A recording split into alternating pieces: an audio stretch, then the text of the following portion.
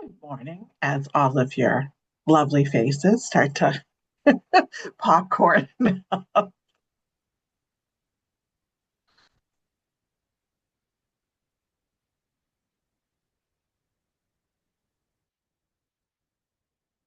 everyone another, let's say, minute to roll in. It's been a slow, snowy kind of week. I don't know if any of you were driving from elsewhere, but I come from Waterbury, and last night it was a rough ride, and there were cars off at like every 2 miles, so everyone was in this tiny lane, and then we would get out of it and it was amazing. Like people would immediately go to the left hand lane and speed down the road, and then like we would all come, and I was like, what are you guys doing? You can see that there's a massive line. You're just asking to join your fellow speeders on the side of the road. So it took me about an hour and a half to get home. I think there was something else up on 89 beyond even where I was. I get off in Richmond, but my husband looked out this morning. He's like, it's still snowing. And I'm pretty cool. I grew up in Vermont. Like I'm pretty cool with winter, but I think we're coming to the point. Like I think we're all at the like, all right now. Well, thank you all for joining today. Please, as always, do your intros in the chat, your name, your organization or affiliation. We have a super packed agenda today, and lots of stuff happening between, the legislative movement of some of our early childhood legislation, possible legislation. We've got a lot of amazing reports starting to roll out. You're all going to be inundated. Workforce reports, cost modeling reports. There's a wage and fringe report in the process. So, and then of course the PDG reports, which we're getting set for the um, to bid for the contractors now. So I also wanted to give just a few minutes before we turn it over to Beth, to just ask if folks have questions about the PDG. I know it was kind of a bullet train of information in our last meeting, and that we were still very new to it because it had only been awarded on December 30th. So I just wanted to open it up for a few minutes, except for Helen and Courtney, who intimately know they can ask questions or they can respond to questions.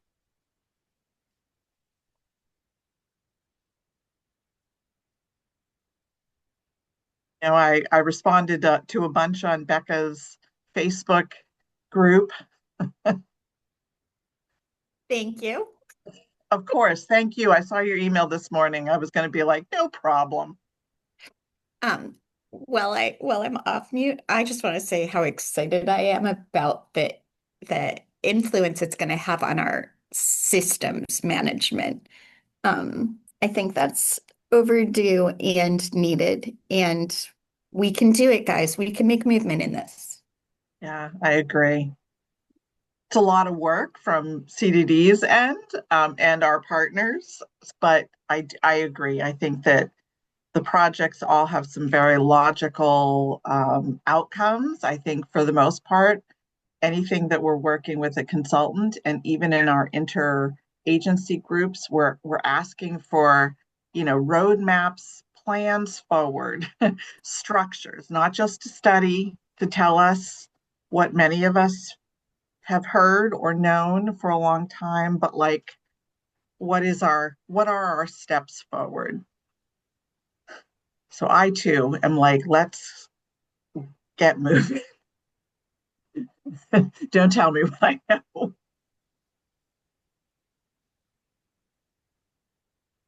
Any other thoughts or questions?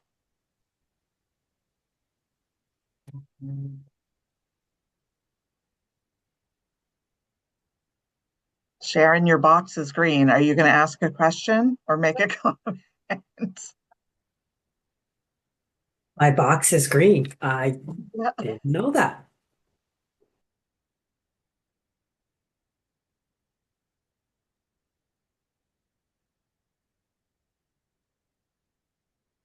CDD is putting out a lot of emails recently where we've got a lot of things in motion. So, we both apologize for the flood of information, but there is a flood of information and initiatives and just news to get out to folks. Okay. I don't want to belabor the time. I'm sorry. I understand. I'm going to turn it over to Mandy to get the next phase of the meeting started. Thanks, Don. Good morning, everybody. Glad to see everybody was able to join well and is doing well, it seems.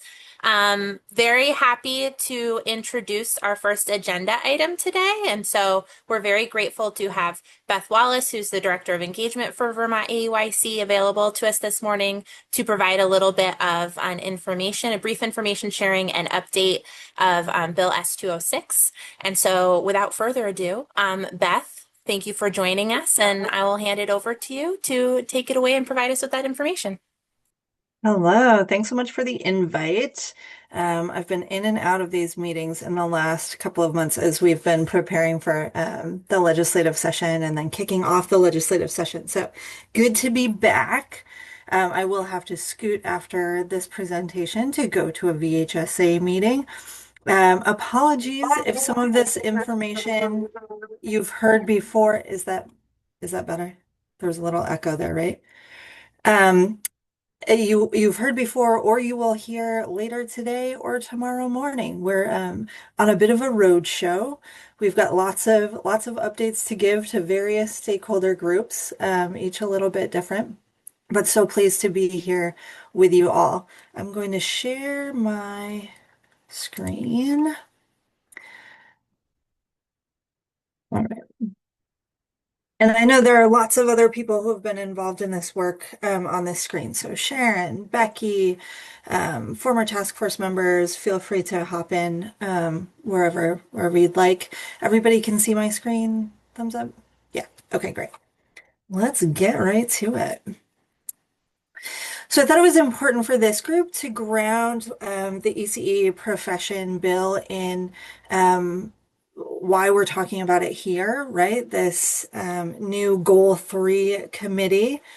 And the licensure bill, the ECE profession bill, directly relates to goals 3B3 and 4A3 in the Vermont Early Childhood Strategic Plan.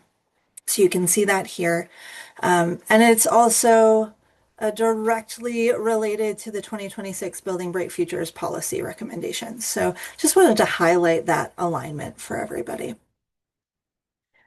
Anybody need another minute to read that?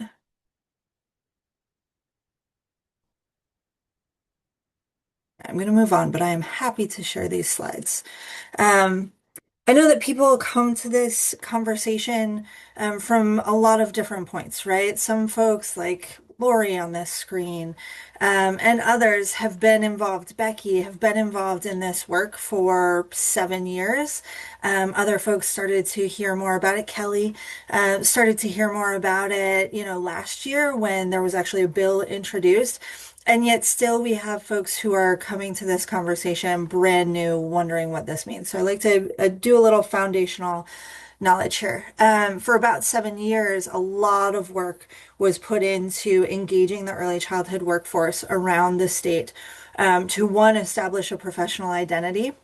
And that work really kind of started when Let's Grow Kids hit the ground running, right? And we heard from legislators that hey, they'd love to help, but we don't even know who you are. Some of you are, early childhood educators. Some of you are preschool teachers. Some of you are childcare workers. Like you need to establish that identity first. So a lot of work was done around building consensus in the field around the early childhood educator identity, and then also really digging into the national unifying framework um, that was shared by the Commission for Professional Excellence for Early Childhood on the national stage to say, is there appetite for this professional recognition in Vermont?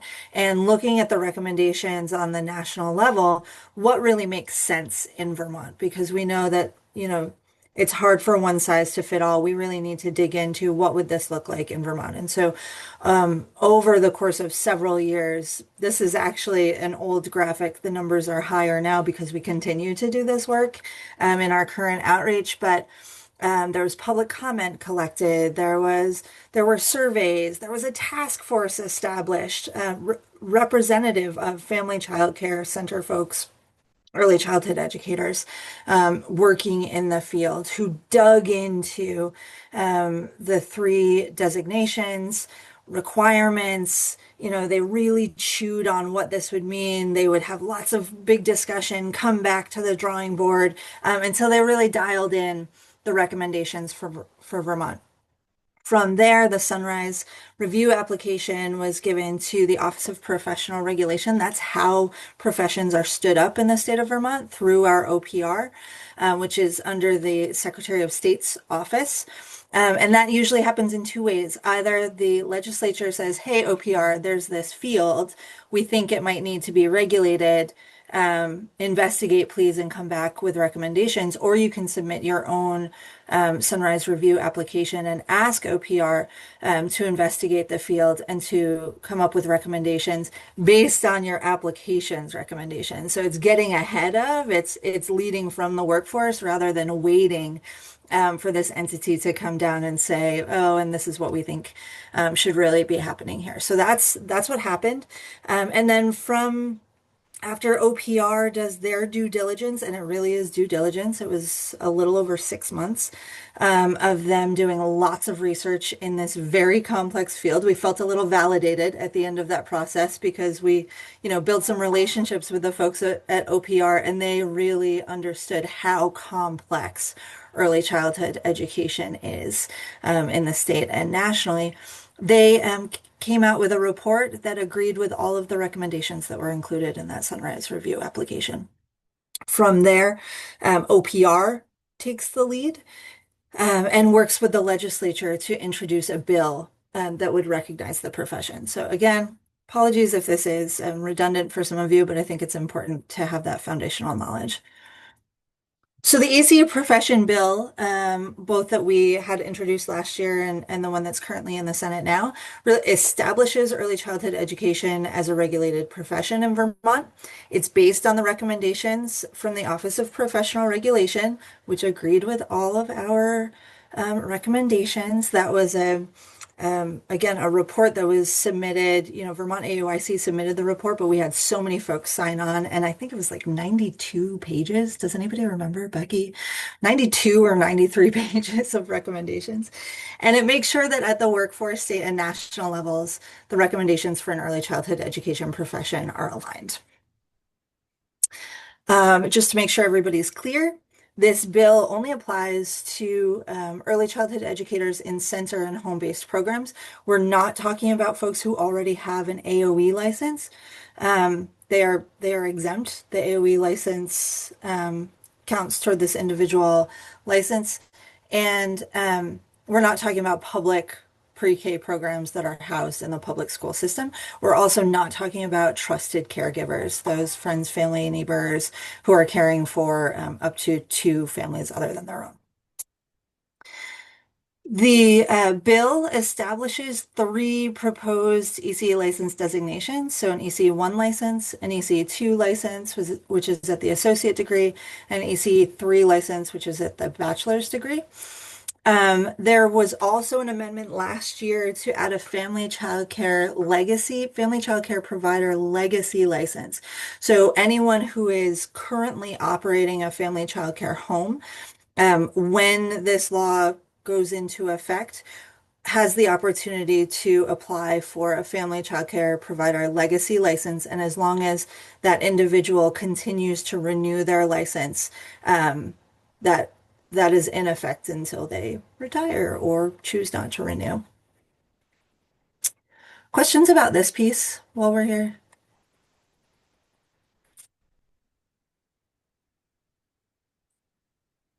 I'm not going to get into the details of this timeline because we are in legislative session and details are changing pretty constantly. But where we ended at the end of last legislative session, and which was proposed in S206, that's the current legislation, is really a 10-year on-ramp. So the first 2 years is establishing a governing board for the early childhood education profession. Let me just say that not every profession gets their own governing board. This is pretty special. And it's because early childhood education is so complex, and Office of Professional Regulation recognizes that. OPR licenses and regulates a myriad of professions. So well drillers, architects, it really runs the gamut. But only a select few professions have their own governing board. Nursing is one of them, and that's also the proposal for early childhood education. And the people who make up that board are required to be practicing in the field, 2 folks who are qualifying at the ECE1 level, 2 at the ECE2, 2 at the ECE3, and then 2 members at large, which is pretty awesome. So it would take 2 years to really set up the system and establish the board. And then after that, early childhood educators would start applying for transitional licenses. Either, if I went in and I qualified at an ECE3 already, I could just apply for that license. But if I was in an ECE2 situation and I wanted to take a couple more classes, or I needed that to continue operating my family childcare because I didn't want to apply for the family childcare legacy license, I could apply for transitional licenses 2 years at a time, up to 4 times. So 8 years of transitional licenses, coupled with the 2 years of setting up the board and establishing the system. That's a 10-year on-ramp from when this legislation goes into effect. Really important to understand the difference between what the legislation does and what happens in rulemaking. So legislation S206 defines what the profession is, what the profession does, and who the profession includes, and it creates that governing board.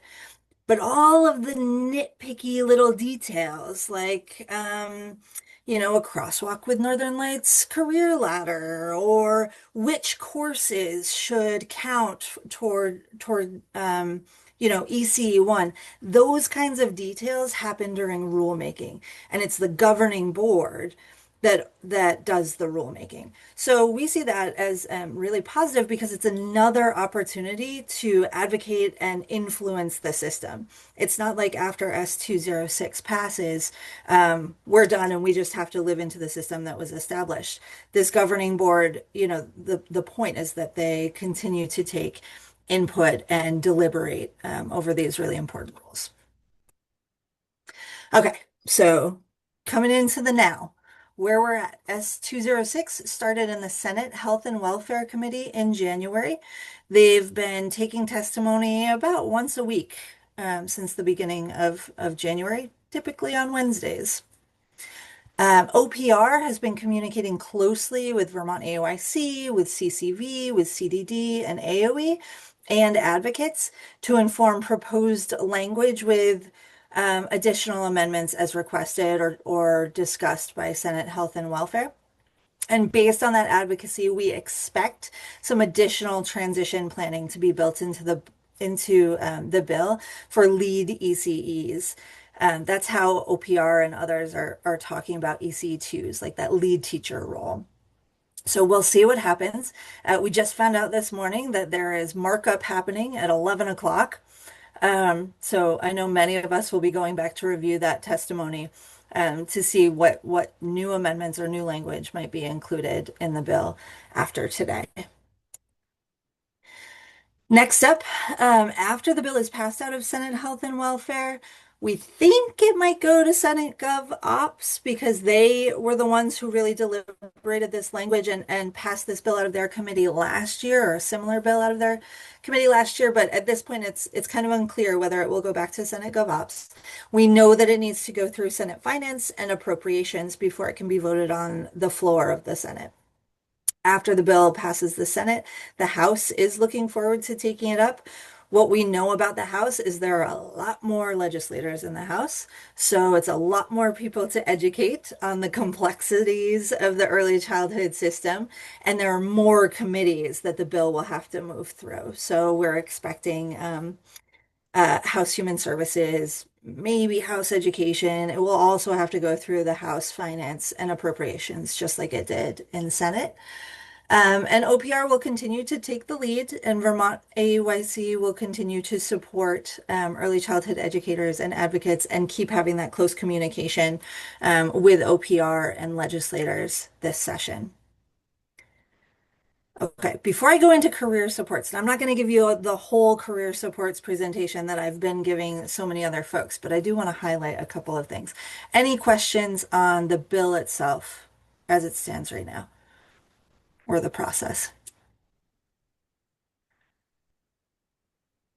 I'll tell you something I've learned just being in the State House, which was fun because I always like to learn new things.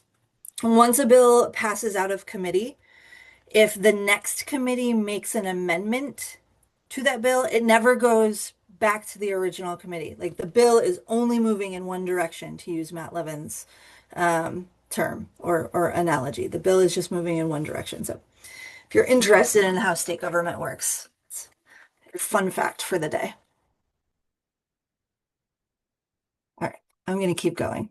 So I've been giving these presentations, others have been giving these presentations around why recognition matters, really kind of the history of the profession and advancing the profession efforts, and then where we are legislatively. And we've been pairing those presentations with a career supports presentation because highlighting all of the different workforce investments that are already in place and all of the career supports that are already in place I think demonstrates why now is the time to be pursuing professional recognition. And I was just saying to some colleagues in a fellowship earlier this week, we wouldn't be doing this work, we wouldn't be supporting this professional regulation now if we didn't already have all of these supports in place. So I just want to highlight a couple. I do have a favorite. I have a favorite program. I have a favorite grant. You're probably not supposed to have favorites like kids, but I do, and I'm going to tell you what they are. So, excuse me, the ACE Youth Apprenticeship Program is my favorite program. Don't tell anybody. This offers high school students who are enrolled in career tech centers to get on-the-job training, so paid kind of internship opportunities in a local program and also dual enrollment, so they're gaining college coursework while they're in high school. I have to tell you, my daughter just told me she signed up for her CTE Human Services program because she wants to participate in this program. I never said a word to her about it. But this is great. This is really the future workforce that we're looking at. And with this whole ACE profession bill and effort, we first want to do no harm to the current workforce, right? First and foremost, do no harm to the current workforce. If you are already in the field, we will find ways to keep you here. We don't want you going anywhere. And then really we're looking at the future workforce and establishing clear career pathways so that the students in these classes say, I can see myself pursuing this as a career. I know where there are growth opportunities and I know what I have to do in order to get there. So high school students, they receive a stipend, money talks apparently, if you ask my daughter, on the job training in programs, but it's also a win for the host programs because they're taking in these youth apprentices, they're working with them 5 to 10 hours a week for a semester, figuring out whether they, would really like to hire this person in the future. And what we heard with our surveys of youth apprentices last year at the end of the apprenticeship was 75% of those youth apprentices were offered employment by their host programs afterwards. So this is a win to the programs as well. And the mentors who are assigned to these youth apprentices also receive a stipend.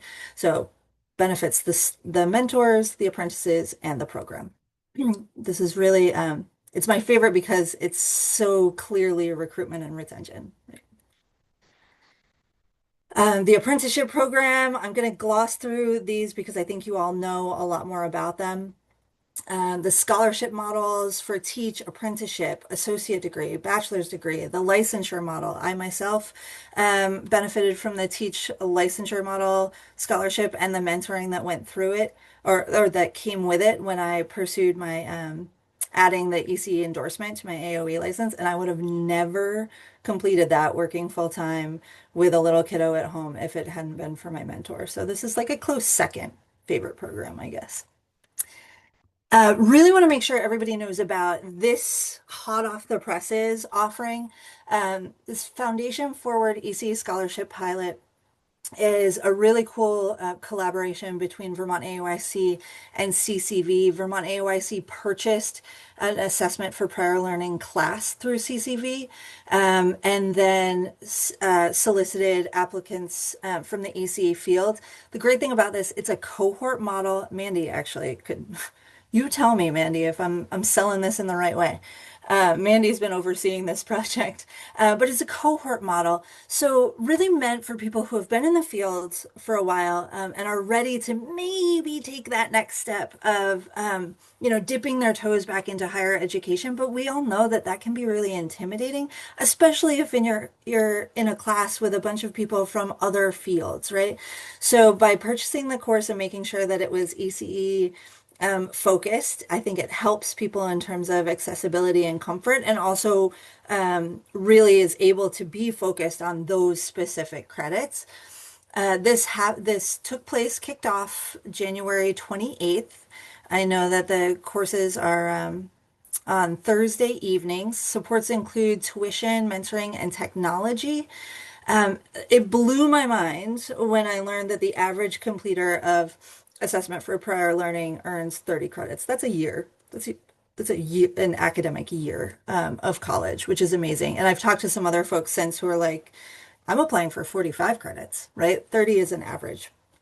And I think this is so important to share with the field and to share with folks who are a little reluctant or hesitant or have some anxiety around pursuing higher ed credits.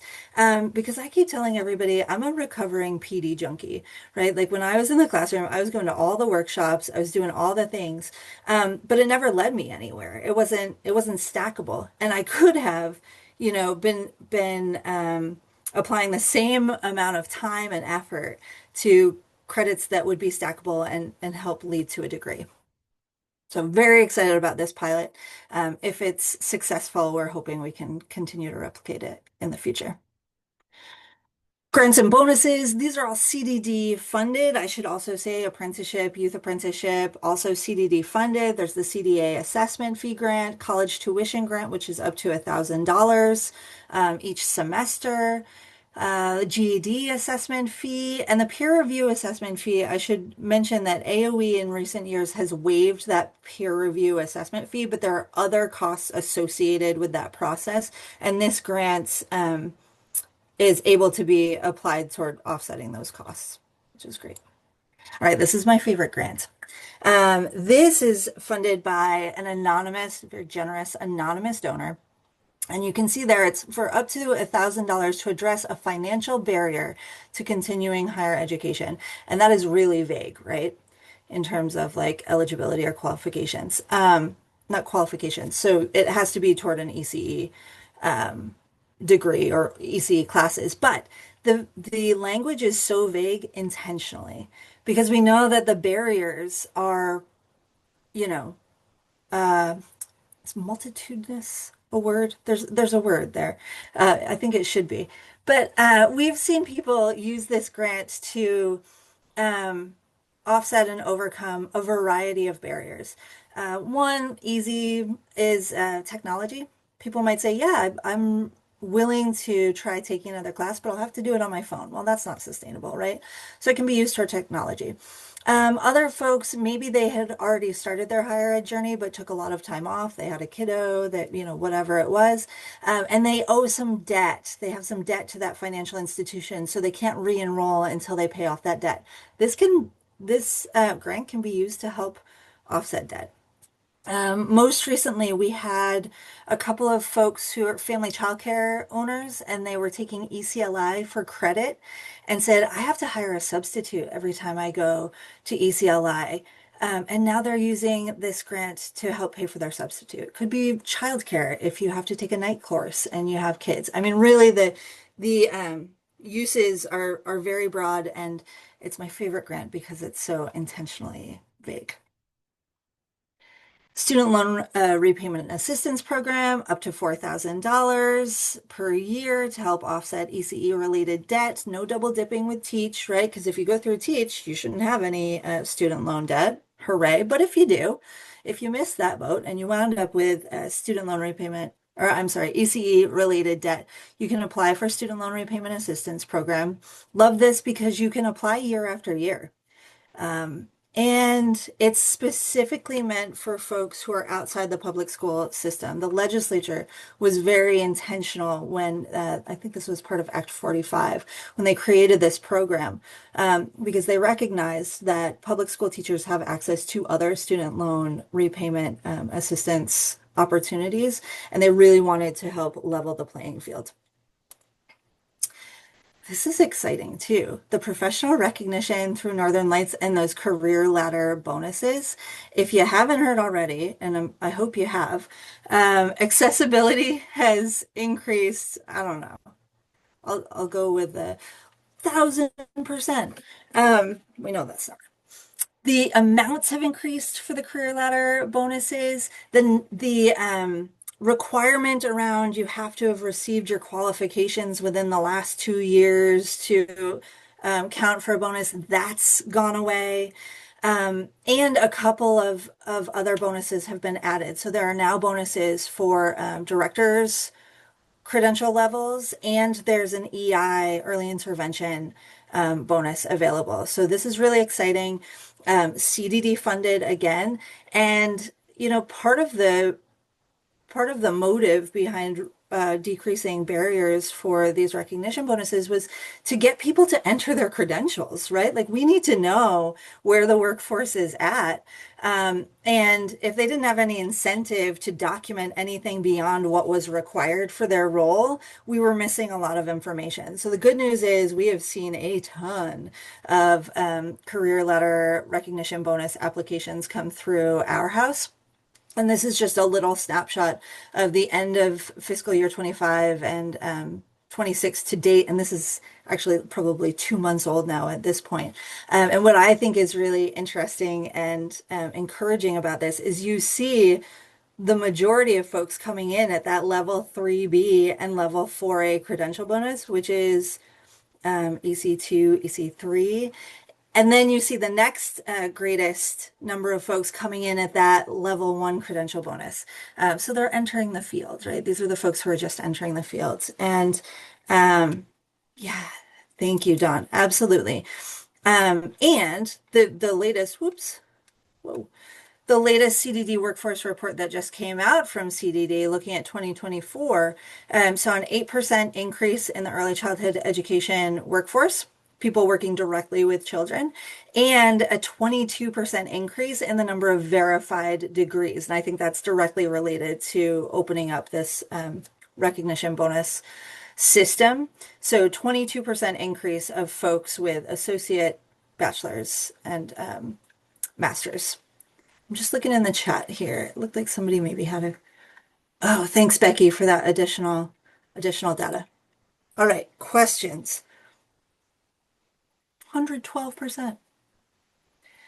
Now I can use a number, real number. I love this conversation, and I just want to shout out to the great relationship that Northern Lights has with VAC for making sure that this is an easily accessible.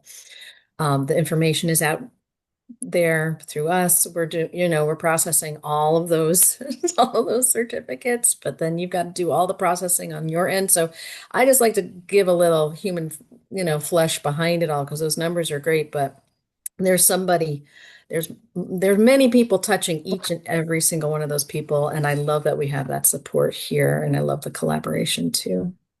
Absolutely. It's a great partnership. Thanks for that, Amelia.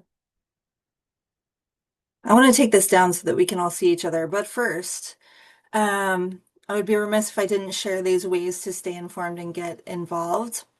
So please, if you don't already, subscribe to our Vermont AOIC updates and communications. The Why Recognition Matters and career supports presentations that I mentioned, we've been giving, we will do for staff groups. We've done for other, councils. We're doing an abbreviated version for BBF councils tomorrow. But we've also just set these up on a recurring system through the month of May on the second Tuesday at noon and the second Wednesday at 6 p.m. every single month, so that people who are new to this conversation have a standing opportunity to engage and to learn more. So if you are, talking to folks at your centers or in your workplaces and they're new to this conversation, please direct them toward these opportunities. And I will share this slide. The registration is linked there. Contact me directly. Please reach out if you have a network or community who you think would benefit from a presentation like this, or the Why Recognition Matters and career supports presentation. And also just like if you have questions about what's going on with the ECE profession bill, or you have concerns, or my favorite thing is to be in conversation one-on-one with folks. We get a lot accomplished through that. And then complete the leadership and advocacy interest survey if folks want to become more engaged in advocacy around the ECE profession bill. If you're interested in joining our Vermont AOIC policy committee, if you have particular interests, there's an opportunity to indicate those, like, oh, I'm really interested in UPK, or I'm mostly interested in wages and compensation for early childhood educators. And then finally, we continue to encourage everybody to request a Proud to be an ECE yard sign. And this is what they look like. They're my favorite from last year. Double-sided. I'm an early childhood educator, and displaying these signs kind of accomplishes three different goals. One, it elevates visibility of that early childhood educator identity. It demonstrates pride in the profession, and we didn't even mean for this to happen, but it's also free advertising. I had a family childcare homeowner reach out to me a couple months ago, and she said, Beth, I just have to tell you, I just interviewed this family who I think is going to take the slot I have available in the fall. And when I asked them how they found me, they said the sign in your front yard. So lots going on with the yard signs. Okay, stop sharing. Any other questions or thoughts about ECE profession bill?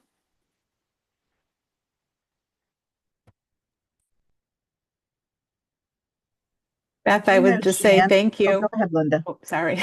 No, go ahead. Okay. I would just say thank you for all this great information. And you kind of answered one of my questions. It was sort of like, how are we getting the message out? And because is this particularly the career supports, is this the best kept secret? But I think with those informational meetings, which I would love to share, continue to share in my network in the Northeast Kingdom for providers to be aware of. So anyway, thank you.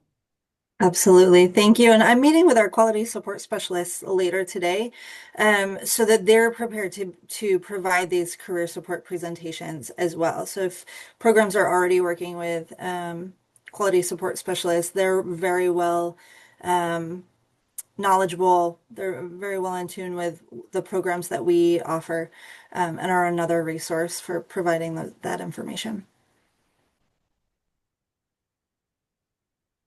And I think, the PDG is going to have some additional pilots for career supports, and, thinking through alternative licensure again from a different angle. So I think that, I think with Vermont AOIC sort of leading this and CDD pushing money behind it, I think that it's never been a better time to start to encourage folks to look at the myriad opportunities to step in the places in which they're comfortable. So I'm always at the end of grant cycles when any money comes back, I'm like, oh, don't send money back.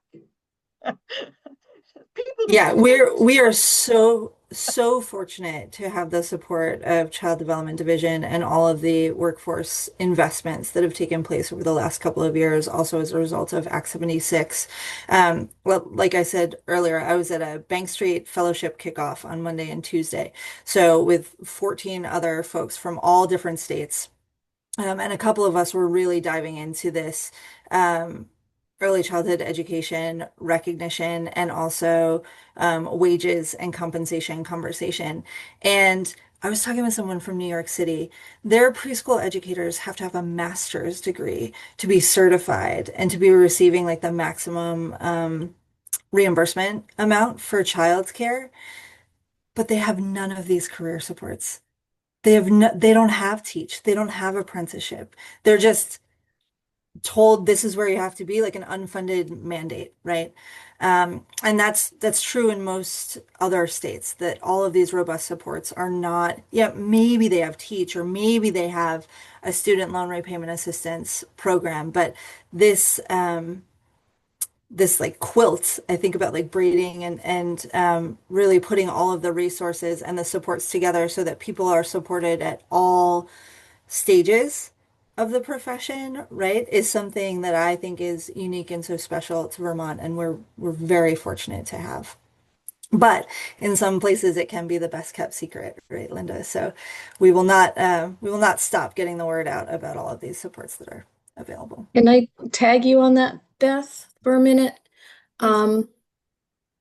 Watching the testimony in the committee, it was really clear that the committee is very interested in that part of it. They wanted to hear in depth about experience. How does experience play into this? Can anyone transfer? Which they can. And Leslie Johnson did a fantastic in-depth testimony.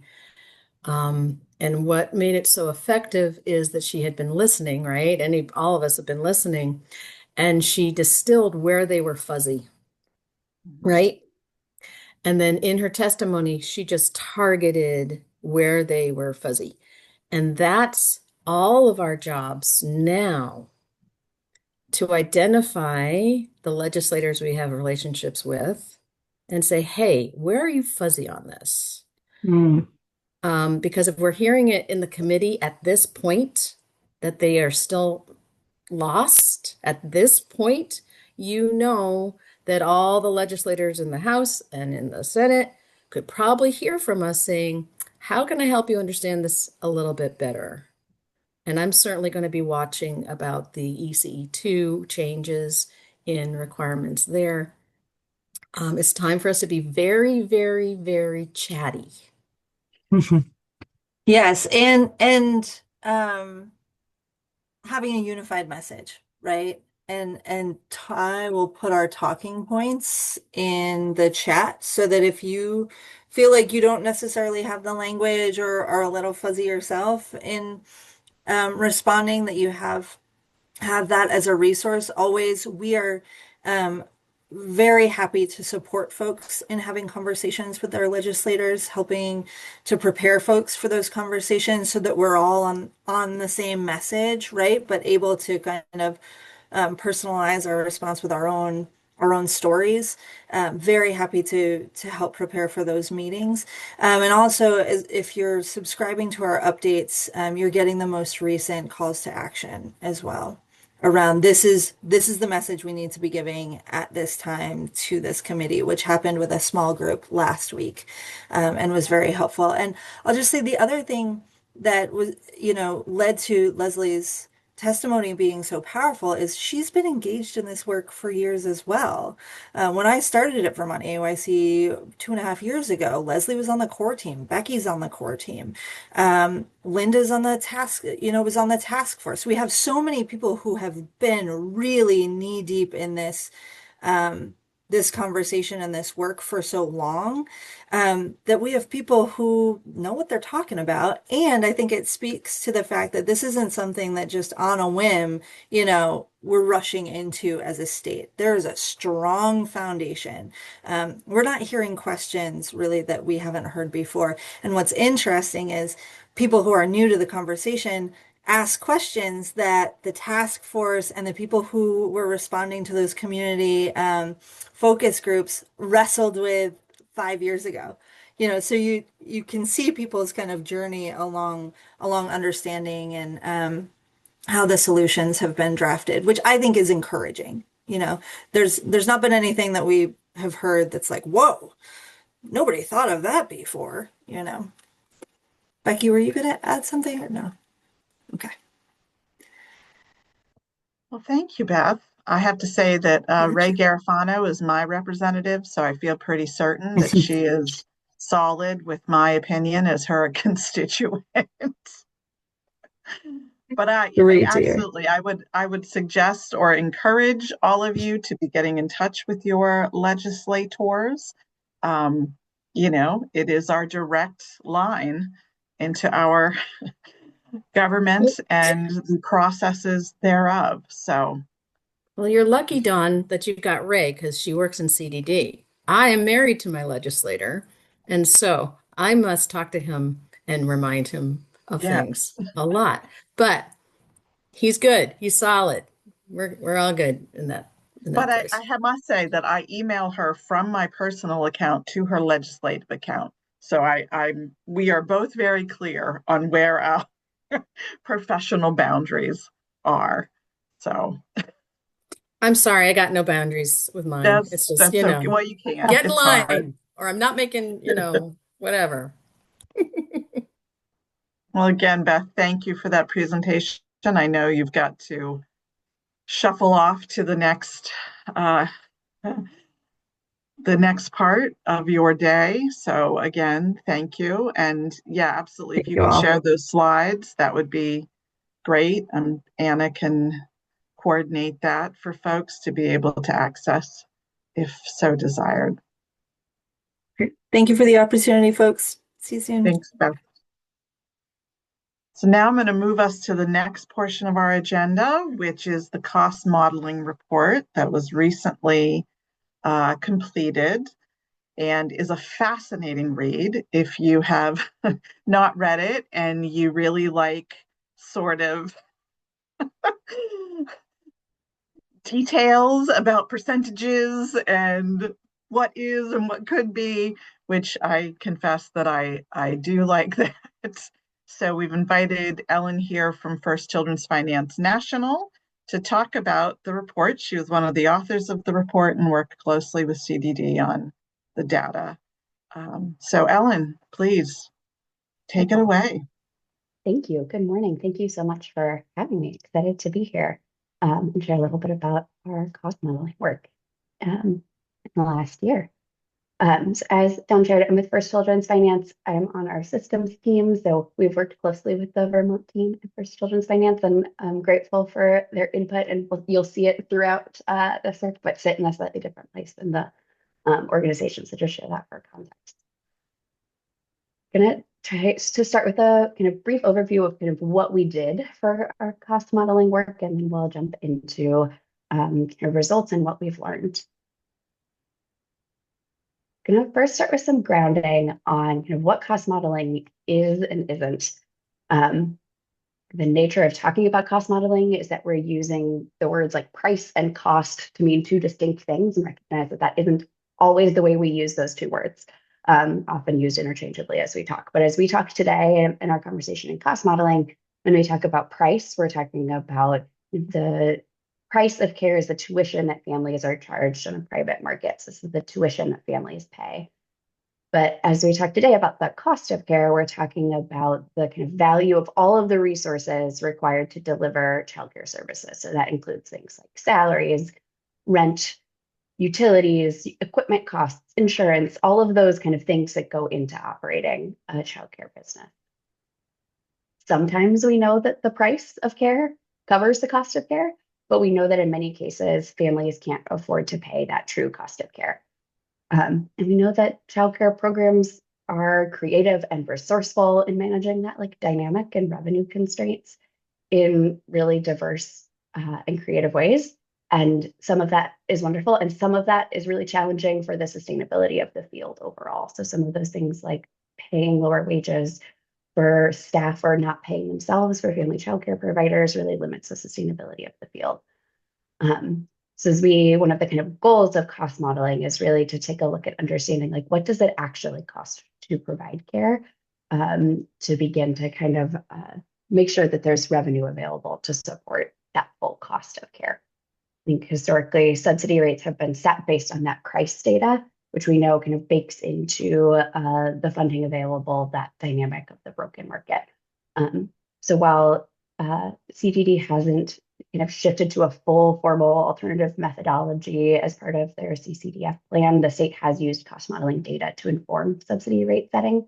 So I think the increase for infant and toddler rates last year is an example of kind of having some of that cost data inform the approach to subsidy rate.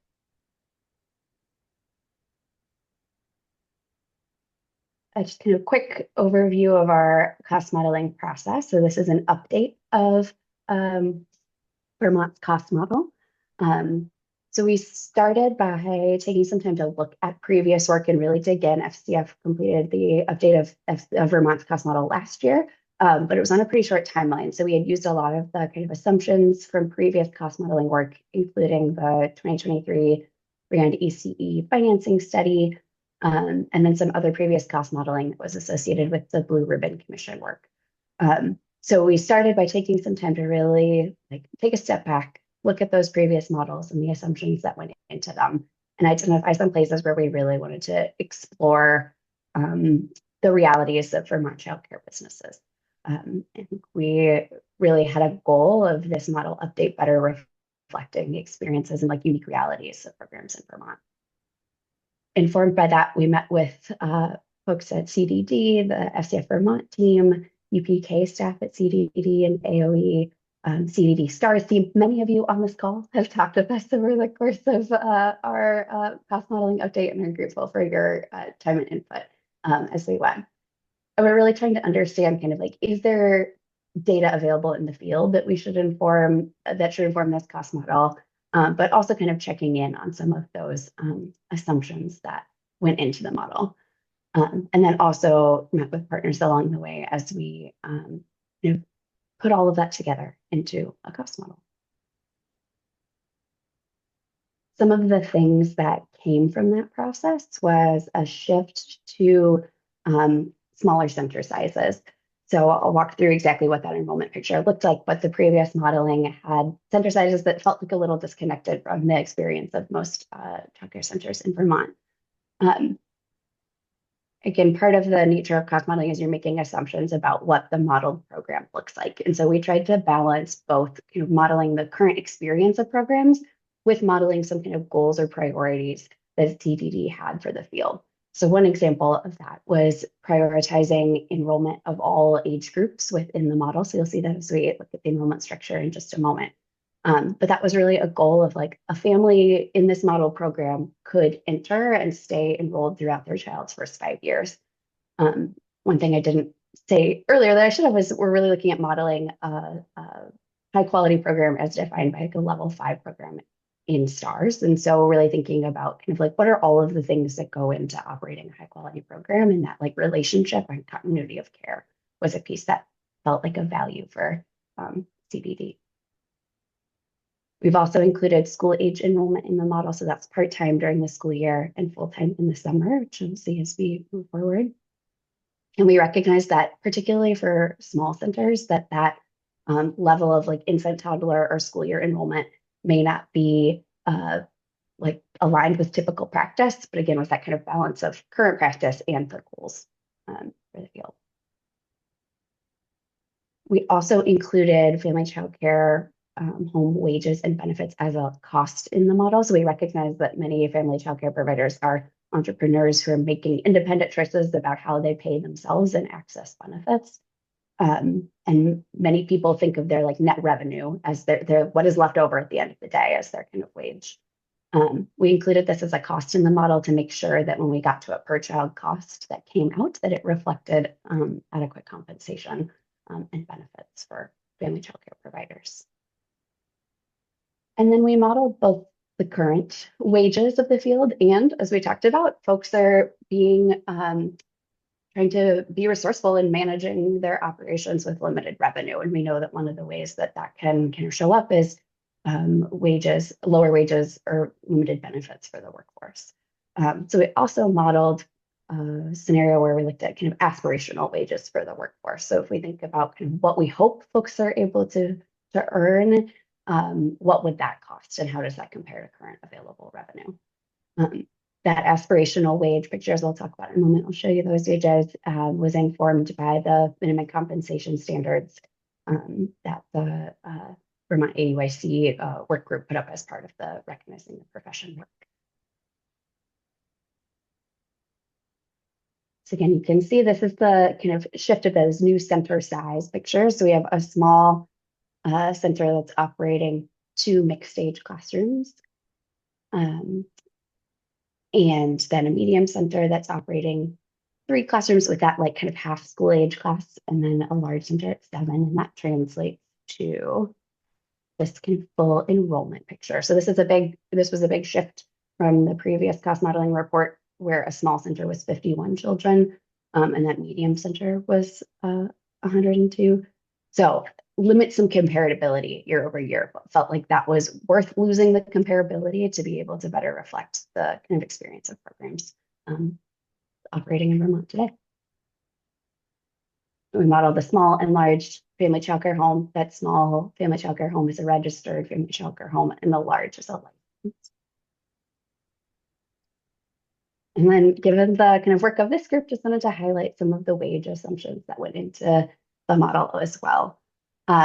So these current estimated annual wages were shaped by Bureau of Labor Statistics data from FCF's State of Childcare Survey, as well as FCF financial analyses. And we kind of put all of those different data sources together to get to some assumptions about current wages across these different staff roles. And then again, those aspirational wages are from the minimum compensation standard work. And we aligned those with, I believe that the floater is that ECE1, the assistant teachers at that ECE2, and lead teacher at ECE3 with some assumptions about tenure in the field.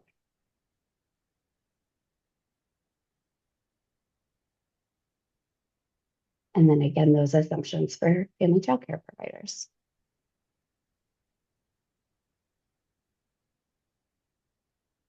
That's kind of all of the things going into the model. I can pause there, see if there are any questions. Any questions before I jump into kind of what we saw, what we learned? That's funny.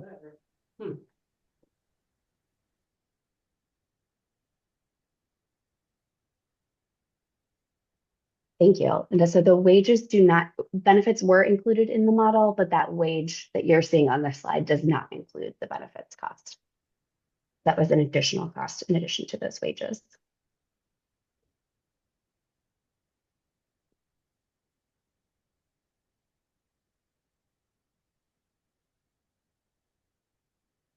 And one of the things that we noted as we looked at the report details all of those benefits costs. One of the things that so as we made that transition for family childcare providers from the current estimated wage to that aspirational wage was given the expiration of subsidies for healthcare on the private marketplace, just like how much costs grew with that increased wage. And so we noted that in the report as just a dynamic of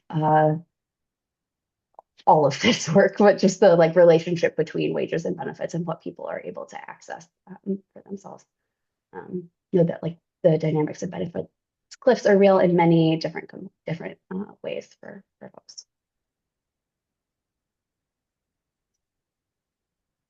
Moving us to some results. So I'm going to briefly kind of walk through these. The cost model produces, so again, we've made some assumptions about a kind of model or typical program. We walked through a little of what some of those look like here. And based on those, produce estimates of an annual per child cost. For family childcare, because they operate as a mixed age classroom, that's a 0 to 5 cost, and then a school age cost that reflects that part-time care during the school year. And again, can see both that small and large family childcare home here in the current and aspirational state.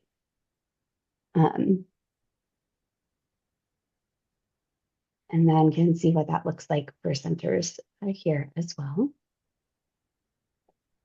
I think one thing to note here is because of the mixed age classrooms, the per child cost for in the small center, the per child cost for infants and toddlers is the same in that small model, whereas it differs in the medium and large, and that's really due to the because they're operating as a mixed age classroom, they're operating at the ratios of that younger age group, so not able to kind of take advantage of the kind of like cost savings of operating at higher ratios for toddlers.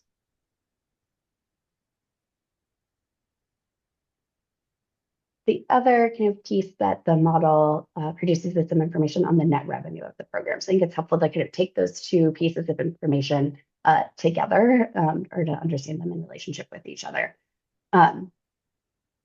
We recognize that like programs across the state could not keep operating if every small center was losing $170,000 a year. Like that's obviously not reality. And maybe for some programs, but like we recognize that small centers would not continue to exist if every one of them was losing that much money year over year. I think this really highlights the trade-offs of those kinds of that balance of the current experience of programs and some of those choices around what is being modeled. So again, this is modeling a level 5 program, a pretty high level of staff coverage and support, as well as that enrollment structure with a relatively high number of infants and toddlers to kind of support that enrollment of a family across the first 5 years. I think one of the other things that highlighted for me in this output is that we see that the family child care models both result in a positive net revenue. I think it's an important sign of like health and sustainability and viability for family child care programs in Vermont. Because wages and benefits and some benefits were included in the model, that positive net revenue can really support business sustainability, business expansion, and other kind of provider benefits or supports for well-being. I think is exciting to see. Would also just note that like we modeled a program that maximized enrollment. Was really a goal of kind of understanding like, does this provide proof of concept that the family child care model can be sustainable at licensing maximums? Again, we know that family child care providers are entrepreneurs that make a lot of different choices about how they enroll their program based on their own kind of like goals or personal and business goals. So we know the net revenue of every provider will look different. This is just one kind of view to understand what is possible in those licensing maximums.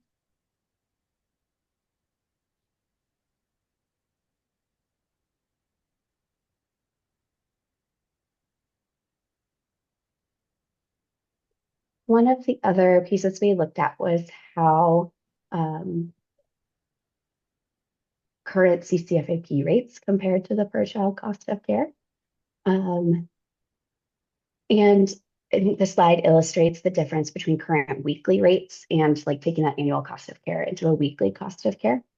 One of the things kind of highlighted here is that current rates exceed the estimated per child cost of care for preschool and school age children across all program types. And this is unsurprising. This reflects kind of that longstanding dynamic within the field where profits from preschool classrooms can offset losses in the infant and toddler classrooms. And so, that historical practice of basing subsidy rates based on the price of care is a common dynamic across states and something we see across others. This also speaks to the like need to look at both the per child cost of care or the like per child rate difference within the context of that broader center overall net revenue. So while there may be those preschool rates may exceed the current cost of care, we see those that gap for infant and toddler care, although the toddler care gap is much smaller. And so important to think about the like how all of those fit together at a kind of overall program level. For example, when we assume even with 100% participation in CCFAP, given that balance of infant and toddler to preschool, the small and medium centers don't break even but that large center with more preschoolers enrolled breaks even with about 80% participation in CCFAP. So again, there's really important to think about both the like individual gap, but that kind of overall picture of program enrollment and structure. You also know that many programs that are operating preschool only programs are investing a lot in their staff wages and benefits in important ways. And this is a great illustration to show kind of like what is possible given available revenue currently.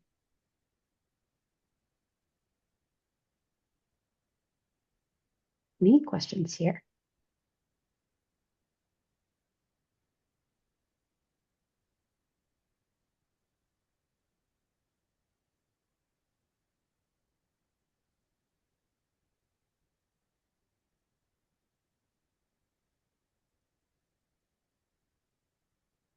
The other view that we did is looking at the aspirational cost of care.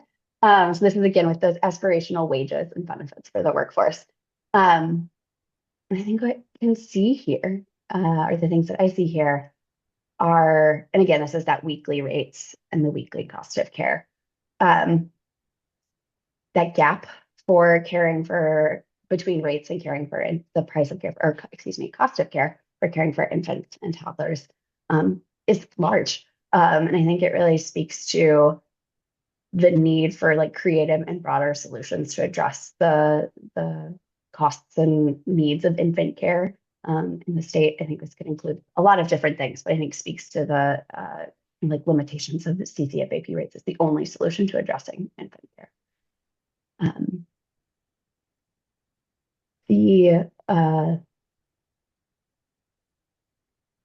Again, that kind of like balance of excuse me, enrollment within a center, I think is also highlighted here. So looking at those center rates or current center rates, some of those do meet the cost of the aspirational cost of care. And I think again highlights the like opportunity and like important work and investment in staff wages and benefits that we know many centers are taking on and encouraging. And exciting to see that like it can be possible to support those goal wages again with all of those like dynamics of infant and toddler care within there. So not saying that it's like an easy thing or something that everyone is doing, but like that there is progress. What I'm trying to say in the revenue available to support programs. Yeah, and I think similarly, there's those family childcare home rates are also again with like full CFAP participation and full enrollment, making progress towards reaching those aspirational wages and benefits for family childcare providers. Again, with those caveats of like if everyone was enrolled in subsidy and at full enrollment, so it speaks to kind of both important progress and opportunity for additional support.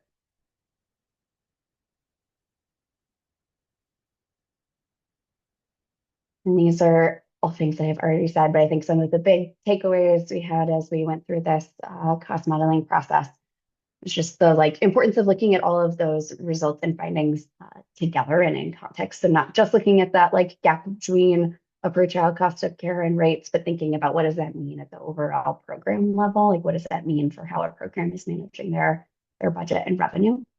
And recognizing that all of those like caring for those age groups is connected, and signs of important progress and that the state has made in investing in the field, as well as just the gaps that remain in supporting infant and toddler care, and the gaps that remain to support aspirational wages for the workforce. Wages and benefits, I should say. Any questions? Things that you'd like to see more around?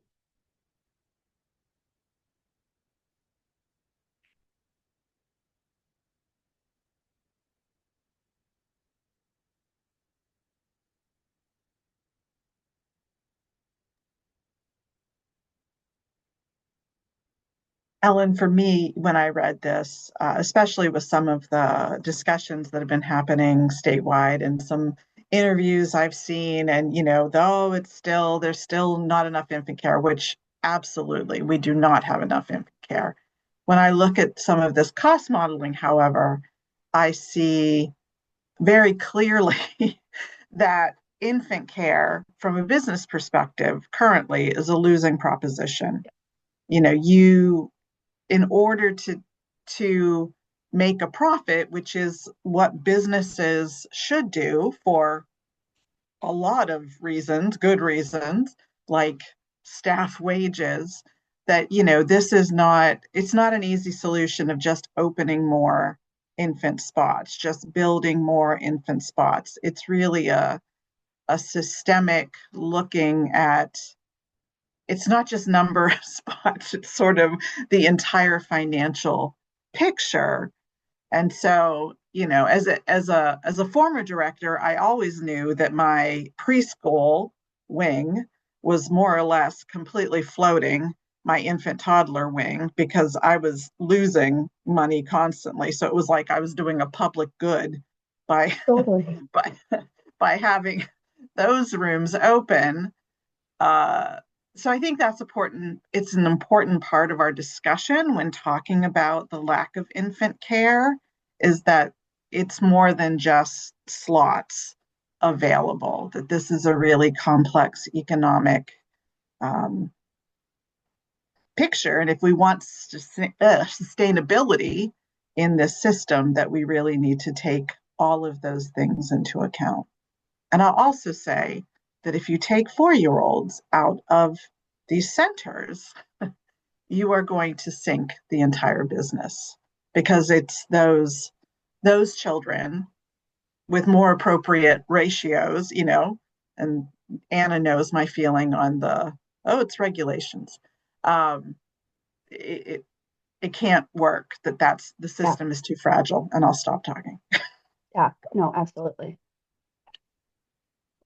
Yeah, and I think the nature of cost modeling work is it's looking at the program level, and that can mean that some of those systemic supports aren't as obvious or clear, or it's not the same kind of oh, here's a lever we could I think healthcare is a great example of that could be a thing that is provided as a support at a systems level, and that takes the cost out at the program level.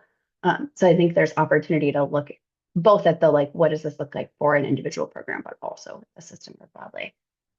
Cynthia, I see your question. I want to make sure I'm understanding. So question around other childcare tax incentives or savings plans. The revenue included in the model included subsidy tuition, private pay tuition, and an assumption about the percentage of children that were participating in CCFAP. And then some additional quality incentive participation revenue. But I'm not sure that is answering your question. Could you say a little more? Yeah, Cher actually did sort of answer my question. And then it's funny, your final comment about the healthcare system pitching in. So I was just thinking about, Act 76 has been one measure to help with affordability on behalf of families, right? And I understand that we're also talking about payments and the actual childcare programs themselves, early ed programs, being able to have a balanced budget and a financially viable business. But I was wondering how some of the other tax credits, savings plans, other things that I think Vermont has looked at supporting and has supported, if those were included in the model, again, thinking really big and systemically about the investments that are available that could potentially go into support childcare costs, and how we as a field acknowledge those and might speak to those. Because I worry a little bit in this current climate, right? Those are some big numbers, some big gaps. And I also think they're incredibly important gaps to shrink. But I think if we aren't really cognizant of all of the supports that families could potentially access and early child programs could potentially access, and put that into the big kitty, right? The big pot of what's potentially funding childcare, we might do ourselves a disservice, just from a sort of advocacy, policy, strategic planning kind of perspective. So all that to say, my question was really big, systemic. Like, what do we know that also helps contribute to defray the costs of early childhood education? Yeah, I appreciate that. Thank you. I think right now this doesn't include anything that, like, we're looking at program level rather than family level support. So anything that would, any of those like tax supports that support family level affordability aren't reflected here. But I think very open to like continued conversation about if there are particular uh programs or tax incentives that would reflect that like program level savings that we should be sure to think about or consider within the model.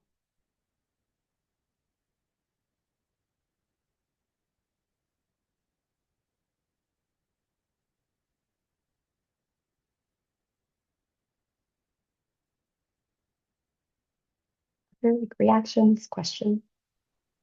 I know this is a lot of like number information. I'll also add, and this is because I just found it fascinating, that there's a Georgetown report that talks about Vermont has the highest for early childhood professionals. Vermont has the highest uptake of insurance purchased on the marketplace. So that really those insurance plans, particularly with the previous subsidies, were another pillar propping up early childhood in Vermont, which I don't think is, I mean, clearly I'm getting up on my soapbox, but I don't think it's also talked about enough that that's one of the ways that our businesses are defraying these sorts of benefit costs, really to either keep their business afloat or provide more wage support for their employees. And yeah, I get irritated when I see interviews where I'm like, it's more complex, which of course interviews are that way because they're supposed to be, but my husband gets to see me yelling at the television. But that's not the whole picture. And I would add that it also doesn't account for how many people do not carry health insurance and the costs that come from being an educator with no health insurance. And certainly in the absence of those subsidies, I know at least in my program where I have around 30 educators, many educators have foregone health insurance this year because they can no longer afford it. So one of the reasons we really want to include that or appreciate that chance and space to include that aspirational picture to say like we don't want to, it's important to consider both like what's current practice, but also like in a place where everyone is accessing coverage, what does that look like? I think a very important like to look at both of those views. I appreciate naming that. Thank you. And one other note to that, which I'm sure you've already considered, and I may have even missed it in the presentation, but just want to make sure people understand too, when there are subsidies available or this at the level of subsidies are available for health insurance, as you raise wages, right, those are no longer available. And so again, we're back to that benefits cliff.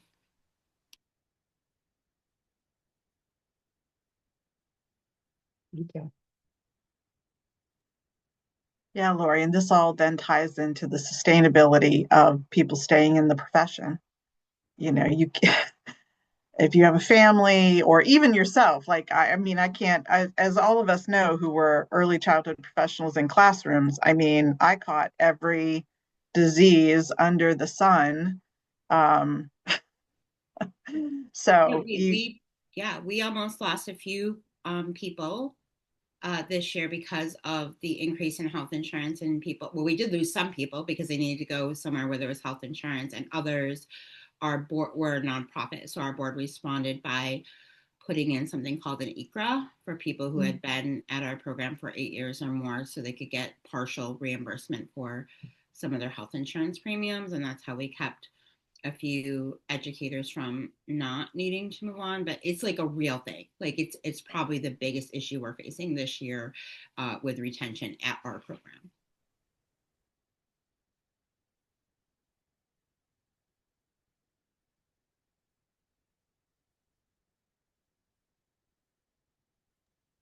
Well, thank you so There's much no, for having me. yes, And thank happy you, to Ellen. answer any other questions if they come up after today or later down the road. I appreciate it. Thank you for having me.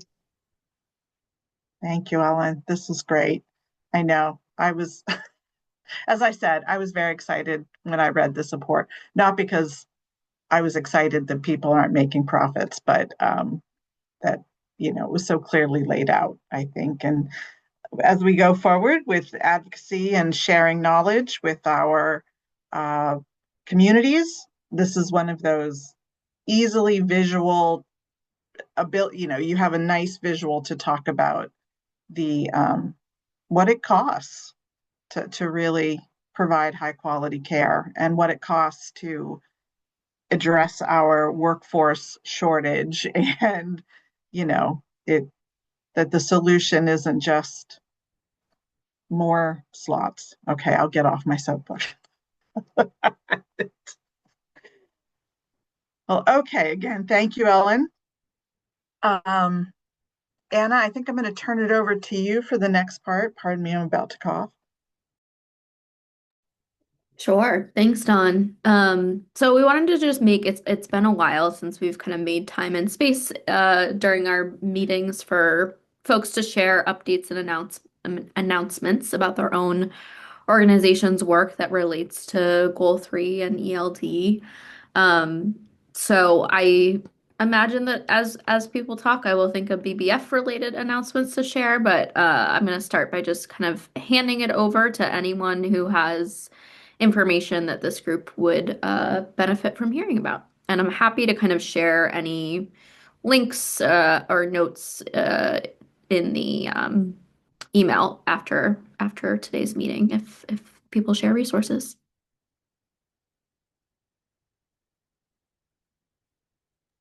Anna, this is Cynthia. I can offer a quick announcement just to let folks know that if you're working with early childhood programs, this would be for center-based programs, but if they are interested in the Northeast Farm to School Institute that takes place at Shelburne Farms in June, applications are open and programs can submit until February 20th. And often it does require a team come to the farm and spend 3 days with us, which is pretty amazing because they get to see other early childhood teams from across the Northeast also working on farm to early childhood and food, nutrition, education within their curriculums. But for Vermont programs, we also often have a financial award that can go along with the application process and if they're awarded a spot in the institute. So if anyone wants to send along that announcement, I can drop the link where they can find information into the chat as well, but send them along to me. Thanks.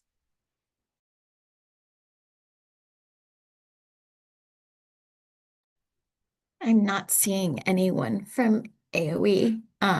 And Don, I'll steal your thunder.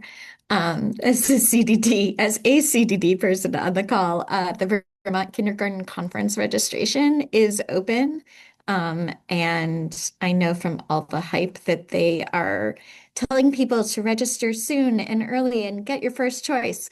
And I have to say, I have not been in a couple years and totally filled out that registration this morning. So recommend people check it out. It's happening March 25th and it's in South Burlington.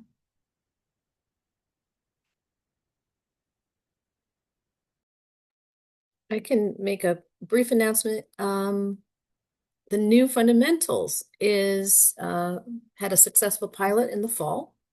And we have 6 offerings of fundamentals beginning next week. And we have those running through April. April starts. We even have a trainer right here on the screen, the amazing Lori Metcalf, who will be one of our fundamentals trainers for the new and improved, I think, fundamentals.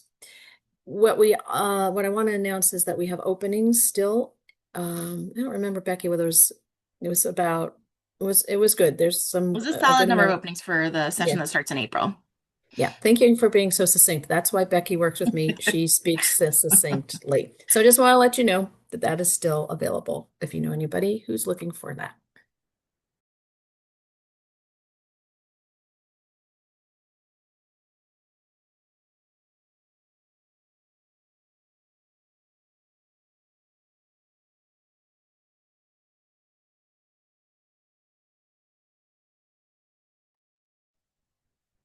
Thanks all. Great announcements. And welcome folks to continue to share. I wonder if someone from Dawn, not to put you or anyone else as CDD on the spot, but I just noticed this morning that the CCFAP eligibility screener is up. And I am really excited about it. I know folks have been hoping something like this would be available for a while. So I want if you know anything, I wonder if you could share a little bit about that and any plans to promote it. And I'm happy to put that in the chat.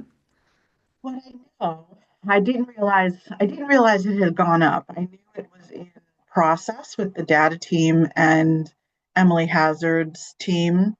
And I haven't seen it. So I am assuming that it does exactly what it says it does, which is to help families step through the process to see if they're eligible for CCFAP before going through the application process.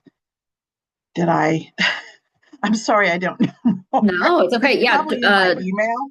yeah, Dora tested it this morning because I found it. We got a question from someone at the State House, so I was poking around looking at what family share someone at 575 would have. And while I was in your resources on the website, I just noticed it was up. And Dora tested it and was really impressed, and it worked really well from her quick experience with it. So anyway, we are excited, and when you know more and there's opportunities to promote it to programs and families, I think it's going to be a really helpful tool because it eliminates kind of some of the guesswork that I think people have to do. So yeah, absolutely. I do know we are working on a STARS calculator to help folks visualize what a bonus might look like at various levels of STARS, as well as numbers of children enrolled, to help just do that. Like, if I'm 2 stars and I have this many children, what possibly could I earn in a quality, an annual payment bonus or in STARS bonuses. So I think it goes along, Anna, with our working with a data team to help do some of those important visualizations for everyone. It just helps. I think, obviously, when you're presenting data in a way that is user-friendly, that it starts to help. And we've got particularly a wonderful person who seems to be very skilled with thinking about Power BI and all of these sort of fancier parts. But I will look into that.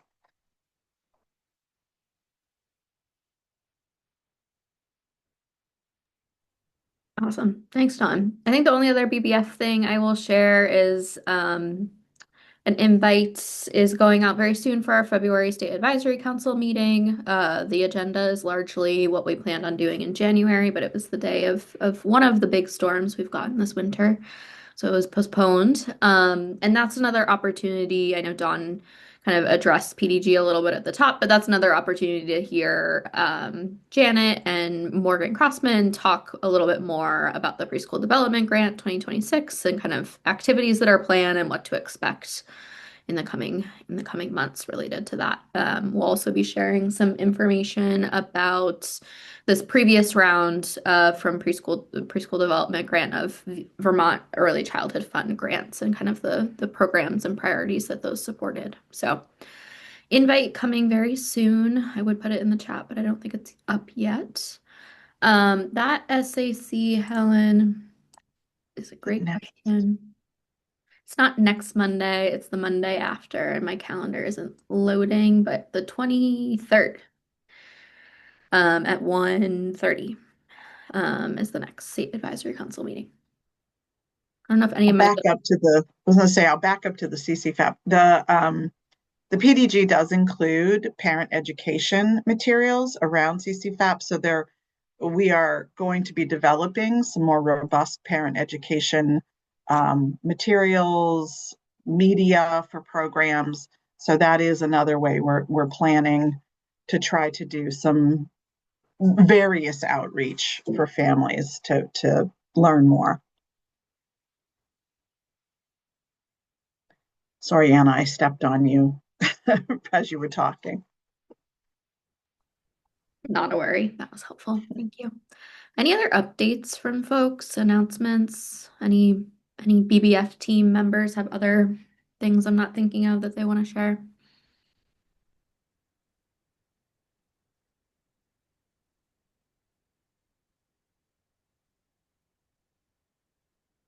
Okay, not seeing any. So I'm going to hand it back to Dawn and Mandy to kind of close us out perhaps a little bit early. We have one last segment that we're hoping to do.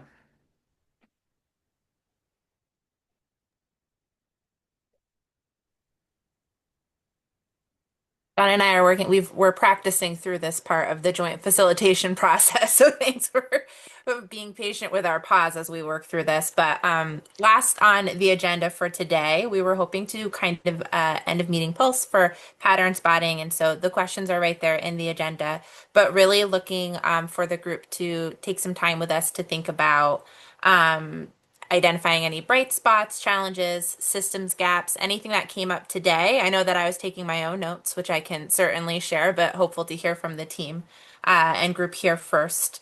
And any thoughts on what we could be paying attention to.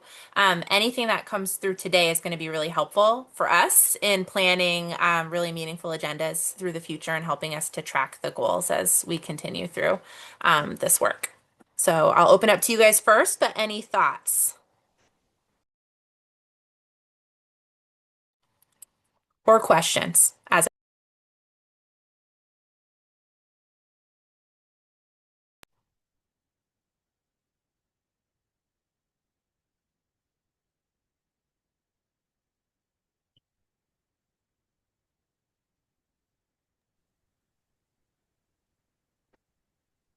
Linda, go ahead.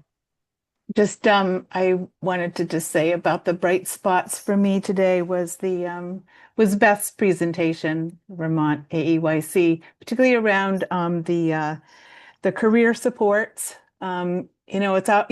I hear this, I think maybe in bits and pieces, but to see it all in one place and then to realize,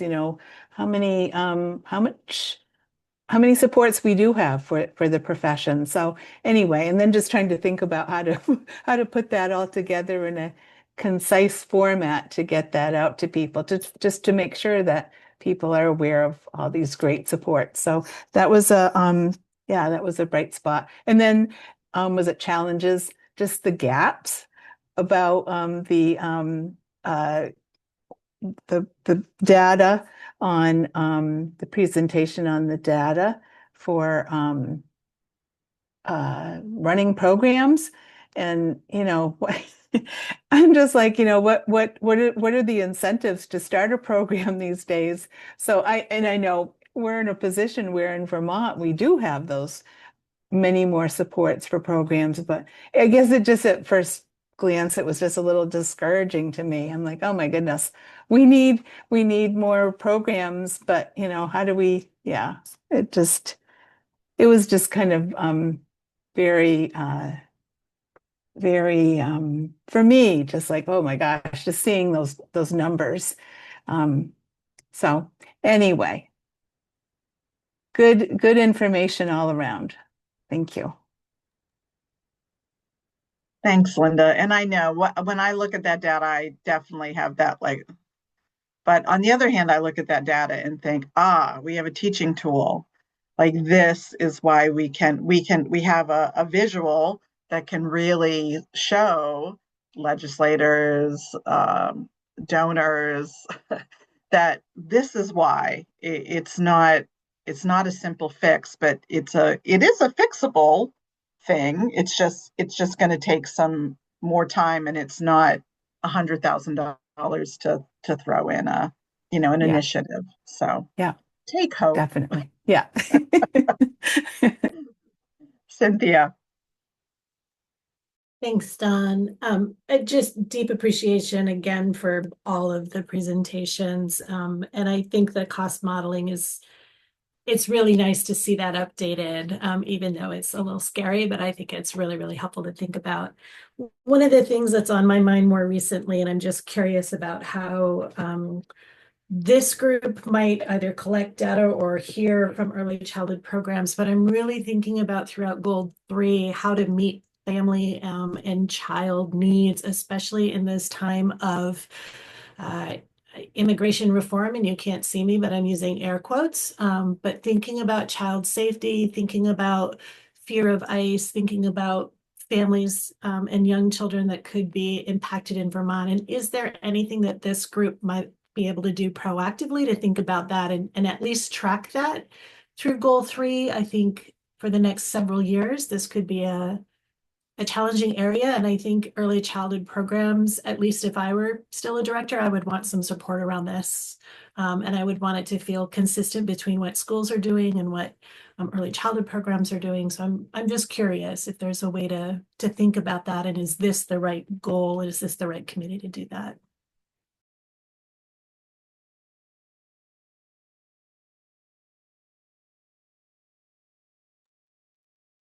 That's a great point, Cynthia. And it harkens my mind to, an article in the Digger I read yesterday about, children, I think 4 children in Vermont who entered foster care because their parents had been detained. So I think that that's an excellent drawing attention to something that is not going to, it seems like it is not going to rapidly change. Exactly.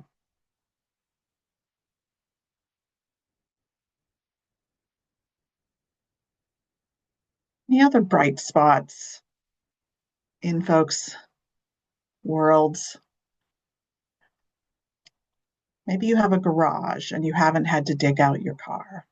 That's a bright spot. I was just going to note that I thoroughly enjoy the variety, is that the right word? The varying positions and organizations that come together around this table, as others have noted, right? Like very relevant and very important information was shared, but I just like seeing everybody's different worlds, professional worlds in this space.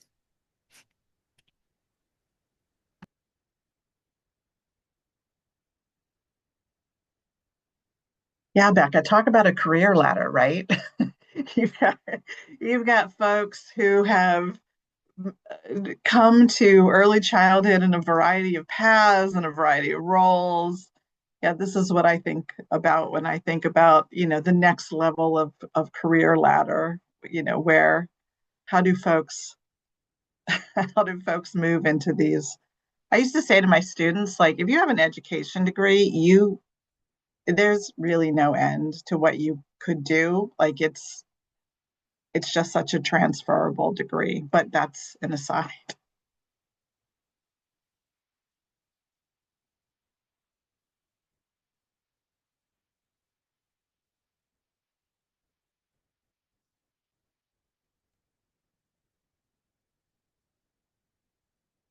Just leaving some space for any other thoughts of anybody, but I've been keeping a running list over here, and so we have a great, well-rounded already start for the bright spots, for the interest, it sounds like, that came from this conversation, whether that be like, oh, we need to pay more attention to this because it's a little bit scary, or this is also doing really good. I also wanted to like share an appreciation for the 2 presentations that we had today and how they're working a little bit in tandem with each other, but highlighting some great points for us to move forward and really revealing some of those like consistent connections and gaps. So that's been very helpful to see those 2 kind of back to back and engage in that way as well. But really appreciative so far of the information that's been shared, because I think this is going to be really helpful for us. I would add that one of the bright spots that I saw was Becky's numbers in the chat about the 112% increase in level certificates issued comparing 2023 and 2025. I mean, that's huge. And I think there are a lot of questions around that could stem from that around like, are those people new to the field, or are they just going for the level certificates? Or how many are moving up? Like, there's just a lot of more questions, but that's an incredible number. I did do a presentation for the PPD committee in October, when we hit the 1 year mark since the increase in the bonus rates, that I would be happy to share here if that would be of interest to folks. That again, as Victoria notes, we can't say causation per se, but there's definitely correlation there between the increase in those bonus rates and the numbers of folks that we saw in for level certificates. I'd have to see what's on. I imagine that we can also dig a little deeper to see how many are new. That might have to be a little manual. Our friend BFIS being tricky the way it is, but I can look into that. Oh, BFIS. Someday it will be gone and we won't think of it fondly. And then I also had a question, or just a curiosity around something Becca put in the chat around a decrease in UPK slots and a possible correlation with CCFAP rate increases. That's not something I'd ever heard about. So it's just curious there.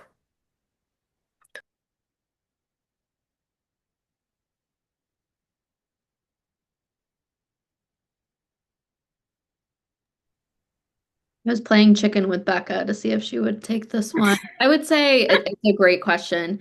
We are really and by we, I mean mostly Morgan and Dora are meeting right now with AOE and CDD about twice a week to kind of figure out what the current status of that data is. As folks might know, there's a lot of conversations happening in House Ways and Means right now, kind of contemplating the future of like the funding source of UPK. Nothing to be alarmed about at the moment, although they're asking some interesting questions and definitely need to be pointed towards kind of the best available data we have on all these things. So I would say at this point, kind of stay tuned. I think that there will likely be a joint hearing of House Education, House Ways and Means, and House Human Services next Friday if folks want to tune in to hear a little bit more about what's going on. And it looks like Becca's putting some more info in the chat. But yeah, definitely a lot of kind of interesting conversations happening amidst kind of education transformation more broadly about universal pre-K.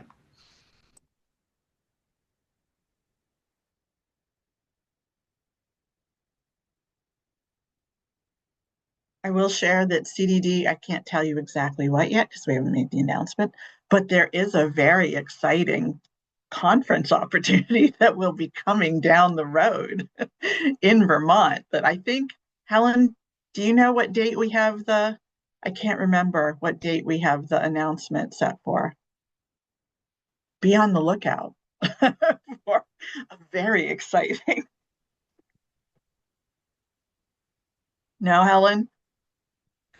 Oh, we also have the PITC still enrolling. So again, folks, we've now had 3 very full cohorts. So this is exciting to continue this on with such high demand.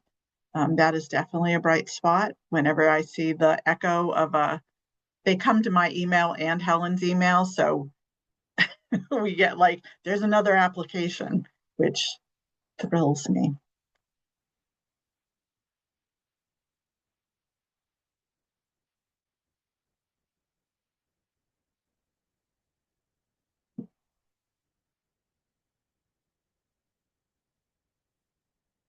Last call.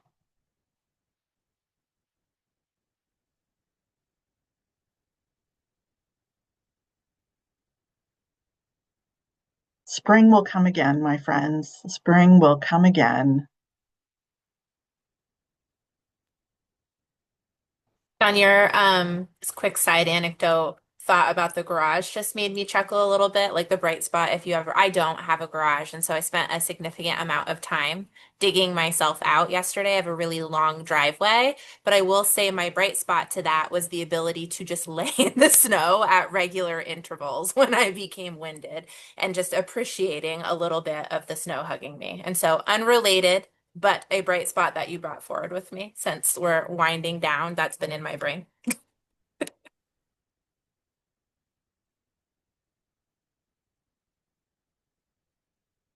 Well, okay. I will thank everyone for attending and participating today. It's always great to see all of you, and for the robust discussions and thinkings and just, if not planning, the beginning of sort of the thought process of how we move forward these issues and raise them to our communities. I think we're doing great work. I'm excited. It's always a bright spot for me.